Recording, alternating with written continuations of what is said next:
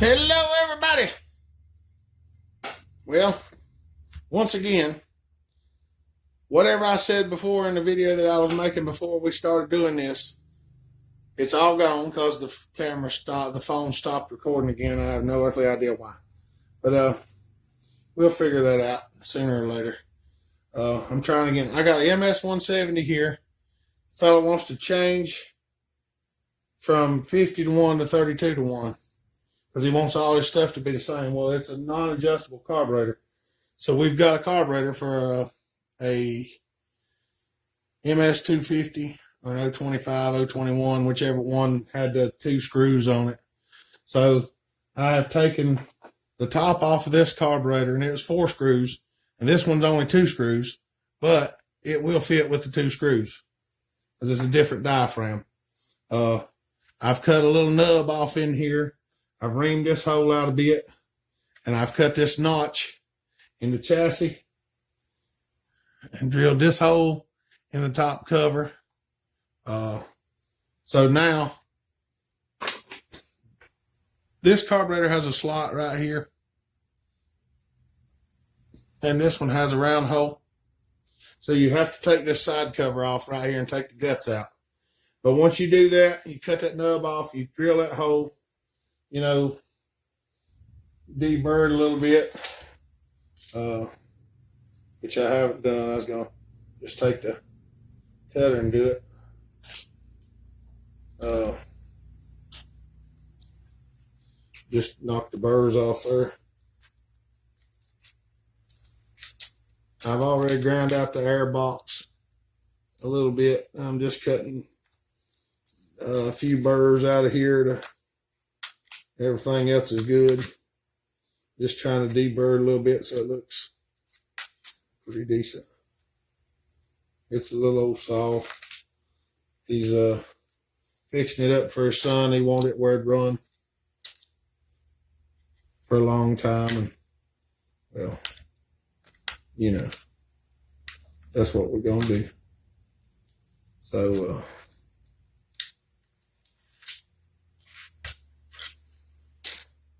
that's the carburetor in a nutshell. The air box, you can see I had to grind that out a little bit so you could get to the low screw. And I reamed the high side hole out a little bit, and I cut just a little bit off where the idle screw goes right there. This ain't that important. It does hit a little bit, and it kind of makes it a little harder to get to sometimes. So I just cut it off, get it out of the way. All right, to put this thing on, take your carburetor, and you have to throttle it up and loop your throttle linkage in there the right way. Once I remember what the right way is, you get your throttle. You just got to put it in there the same way. It just has to go through the hole before you mount the carburetor on the studs and everything. Y'all, I'm right-handed, so this turning it left-handed so y'all can see makes it a little bit hard. But the choke linkage and all that stuff hooks up the same. There's Dad and Uncle Dave. They keep running around up here back and forth. They trying to put a tire or tube or something on.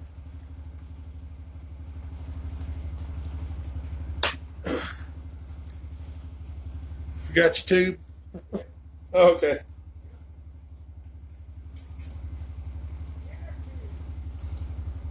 All right.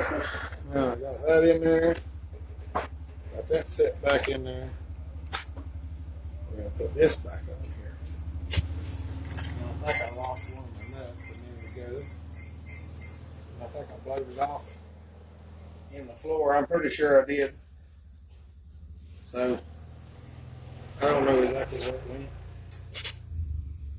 Because I forgot that I left it laying in there when it fell, and I went to blow it off the air hose and blowed it right out. So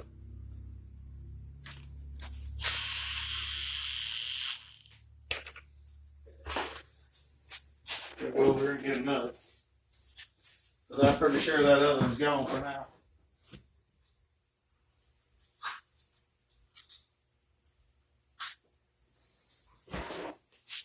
But I've got a good many of those, so I ain't too often worried about it. I got to turn around here where I can actually see it.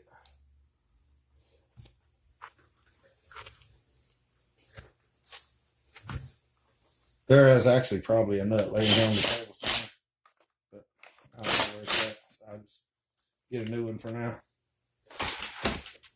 There's that, and we're going to put the little choke lever back in there.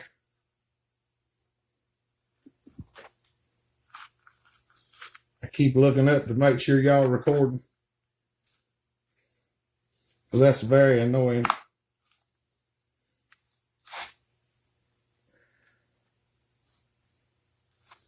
These little choke linkages can be annoying too.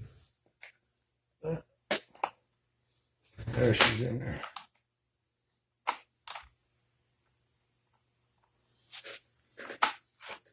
All right. Throttle linkage.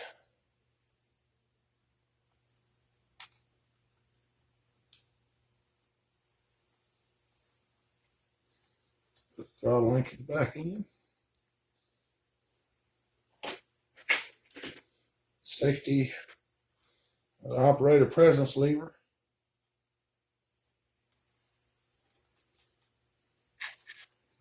That back in. Put the little side cover back on. Got the little bit here. Put the screws back in. We're just about ready to try it out. Let's see if it'll crank. Hope everybody's doing good. Trying to stay busy. Remember, staying busy keeps you from being all flushed out whenever all this stuff's going on. Key to staying busy is staying busy. There we go. That should hold that in there. How about putting a little zip tie around that wire? I'm going to. Y'all know how these things jump out.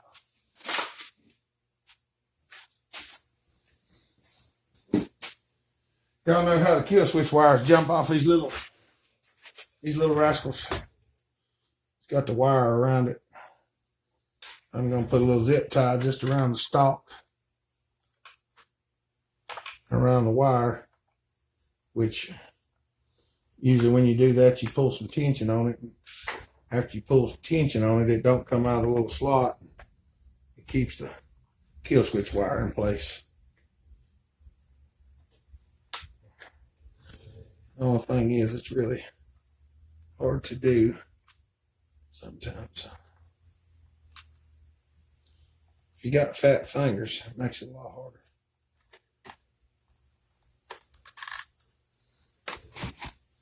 I don't think I can show y'all that. The little kill switch wire is right there, and it runs over and plugs in. It plugs right here, and then it goes through these two little tabs. And if you get it close over here, these two little tabs, and put a zip tie on it, then it doesn't let it pull that away, so it usually stay on there a little better. And that should be in there. Now we got to pour the gas out of it. Put some 32-to-1 in it. Fire it up and tune it.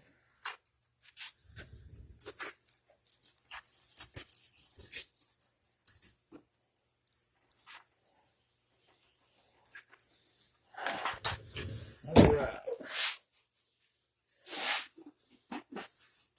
There's that. Get my long screwdriver. Unplug y'all from the charger. And we'll go out here and see if we can find the 32-to-1. Trying to get some of this small service work done.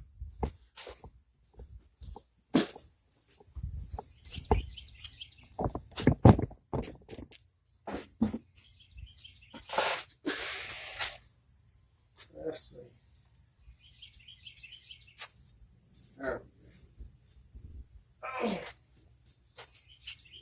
Trying to figure out where the gas jug was at.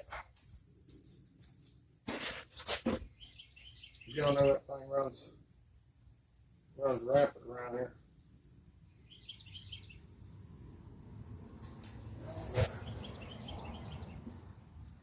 ms170, 32 to 1.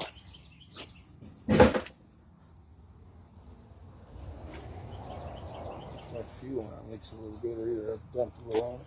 Let's see what she'll do. Carburetor's new, hasn't even been cracked.